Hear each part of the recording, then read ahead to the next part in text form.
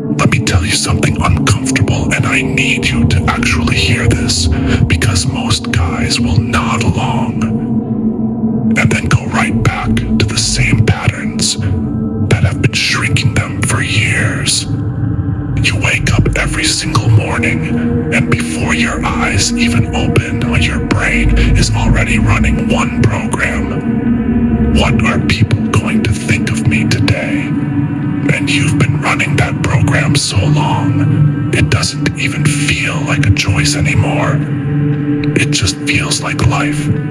But that program is not you. That program is fear wearing your face, and today we're deleting it. This is not stand tall, make eye contact, speak with confidence. Garbage. You've heard that 1,000 times, and you're still here. Which means that advice doesn't work. What I'm giving you today is darker. It's the actual operating system of every untouchable, magnetic, respected person you've ever met. And it comes down to one thing: self-sufficiency, meaning you reach a point internally where other people's approval becomes genuinely irrelevant to how you feel about yourself. And in a world where everyone is desperately performing for an invisible audience, the person who stopped needing the applause stands out like a lighthouse in a blackout. Stop announcing your value and watch it multiply. The highest level, people never prove themselves. They let people discover them. You got a promotion, don't mention it. You bought something nice, wait for it to be noticed. You achieved something real, let it surface naturally, because when people discover your value on their own, they treat it like gold. But when you hand it to them, they treat it like change. And do this for yourself, not as a strategy, because you simply don't need to be seen to know what you're worth. Here's the part that separates real confidence from performance. Accept your weaknesses completely and publicly. The ordinary person hides flaws and advertises strengths. The dangerous person does the exact opposite.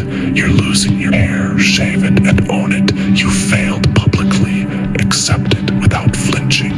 You have a weakness someone tries to use against you, and you look them dead in the eye and say, yeah, so what, with zero tension in your body, because you cannot control someone who has already made peace with the thing you're trying to weaponize against them. There is no button to push when someone has already pressed it themselves. Nobody in any room knows your real story.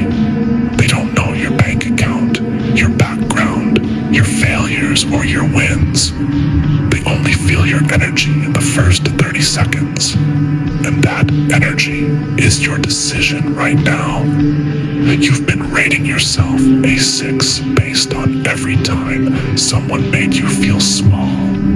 But those ratings came from people who didn't actually see you. And you've been living inside their limited perception of you ever since. Update the number.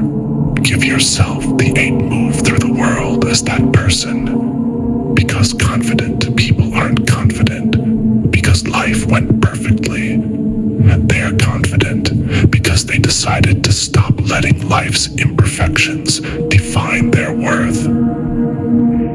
Social media is doing something to you that you haven't fully admitted.